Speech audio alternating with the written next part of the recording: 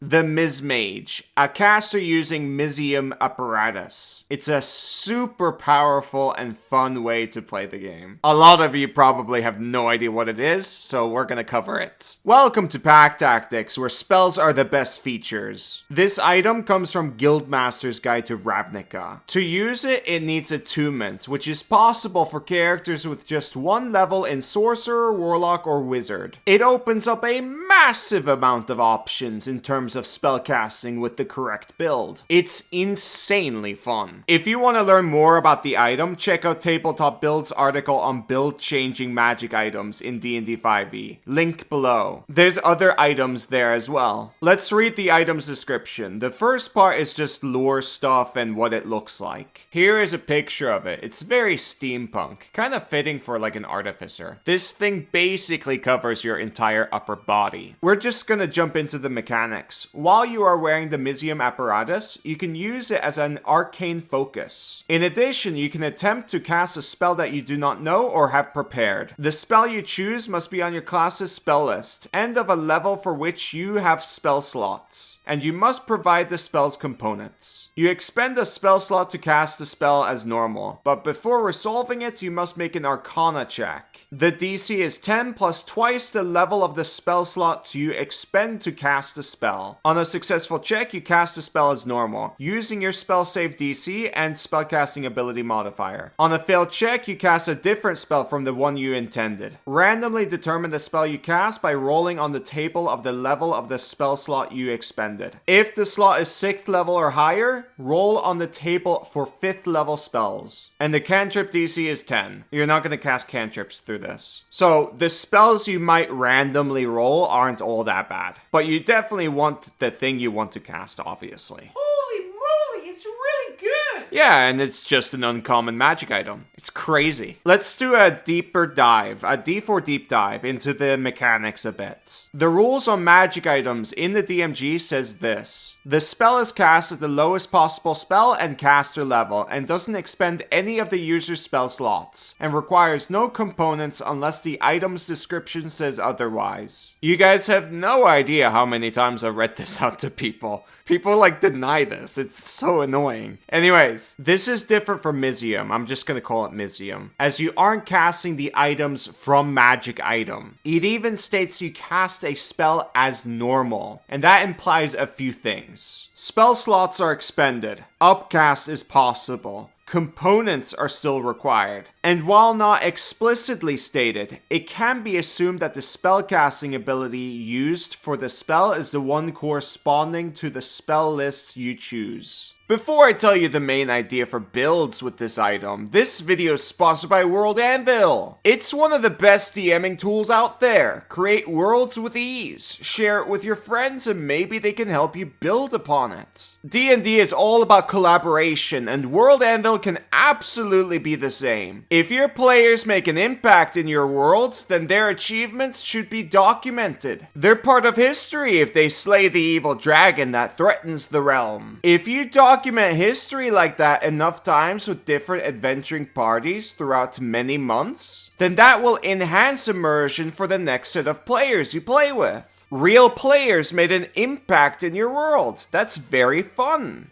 Bards will sing of their tales. I highly recommend checking out World Anvil. It's a fantastic tool with a great community that can help you out. Use the code PACK at the checkout and you'll get a 51% off any yearly subscription. Back to the video. So the main idea for builds with this item are two things. 1. You are required to be a sorcerer, warlock, or wizard to attune to this item, but just one level is enough to meet the prerequisites. The item is not limited in which of your class's spell lists are used, so multi-classing increases your repertoire of spells, especially considering that you don't need to be able to prepare or know the spells. You only need the spell slots. 2. Certain features can allow you to guarantee or nearly guarantee the ability to use the item to cast spells of your highest spell slot level. And finally, we get into the Mizzmage, or well, a Mizzmage. The thing is, this opens up a floodgate of builds. There are insane amount of paths you could take take with this, so I'll just bring up some build notes and my favorite Mizzmage. A Mizzmage build will often include a dip into Circle of the Stars Druid for their second level feature, Starry Form. It's basically a bonus action use. It lasts for 10 minutes, you expend a use of your Wild Shape feature to glow bright light in a 10-foot radius, and you get to pick one of 3 constellations. We only care about the dragon. Let's read the dragon one. A constellation of a wise dragon appears on you. When you make an intelligence or wisdom check or a constitution saving throw to maintain your concentration on a spell, you can treat a roll of 9 or lower on the d20 as a 10. This feature is huge. You need to roll an intelligence arcana check to use the Mizzium Apparatus. And this feature gives you a minimum for this roll, which allows you to guarantee success for many spell levels. And together with other features, you can become even more potent. Getting expertise in Arcana would be nice too. One way of getting that is with a level in Knowledge Cleric. Or you can get the Skill Expert feats. I never thought I would recommend this, but Mizzium is pretty crazy. I'm not gonna make a massive list on how you get the expertise in Arcana. You get the point. The Vidalcan race and the Mark of Making Human both allow for an additional 1d4 to Arcana checks. Peace Cleric with Emboldening Bond would do the same. All of this is basically accomplished through dips or your race pick. After that, you can dip into even more classes to gain access to more spell lists and therefore spells. Or just decide to take the rest of your levels in one class to actually get some non-spell class features. I prefer going the rest of the way in one class. And one class to be specific, Chronergy Wizard. You could argue that dipping in more classes is more reasonable because you literally have the Mizzium Apparatus. But it's also useful to be able to cast high-level spells without relying on the item. And let's not forget about your ability score problem. You might not be able to dip into everything. There are 517 spells in the game. If you dip Druid, Cleric, and Wizard, you're only missing 37 spells. You literally have the 3 best spell lists in the game. Like, how much do you need? But Kobold! Why Wizard? 2 things. Wizard is the most powerful class in the game, and Dunamancy spells aren't on any class spell lists, except if you pick either Chronergy Magic or Graviturgy Magic. Both of them are subclasses, by the way. Of course, any type of wizard can be really good. Divination Wizard is quite fitting. They're really good with Mizzium Apparatus. Kobold! What is your favorite Mizzmage? My favorite build takes a level in Wizard and then 2 levels in Druid to get access to Starry Form. Then another level in Wizard to pick up Chronergy Magic. Then from there pick Peace Cleric. And then finally rest goes into Wizard. This build can easily be adapted from Tabletop Build's Peace Chron build. And by the way, when you get a feat, instead of grabbing something like Telekinetic, you actually have the opportunity to pick Skill Expert.